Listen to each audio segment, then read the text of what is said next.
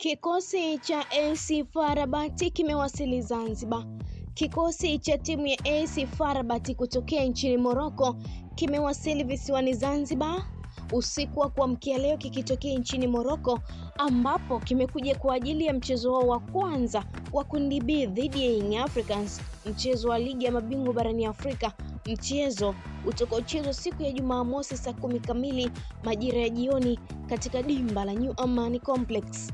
Ni mchezo wa kwanza kwa AC FAR Rabat, ni mchezo wa kwanza kwa Young Africans, ni mchezo unaoanzia nyumbani kwa Young Africans. Kundi B kuna Young Africans, AC FAR Rabat kutokea Morocco, huku Al Ahly kutokea Misri pamoja na JS Kabylie kutokea Algeria. Mtazamaji, weekend hii siku ya Jumamosi tunakwenda kushuhudia mchezo mkubwa zaidi barani Afrika kati ya Young Africans dhidi ya AC FAR Rabat ya Morocco. Nini kitakwenda kutokea?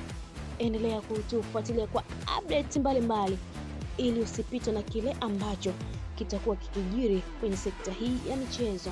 Ili kusomea taarifa hii mimi Liz wa Sport, endelea kuwa nasi. Usisahau kulike, kushare, kucomment pamoja na kusubscribe channel yetu ili uendelee kufurahia taarifa zetu mbalimbali za kimichezo kutokea ndani na nje ya mipaka ya Tanzania.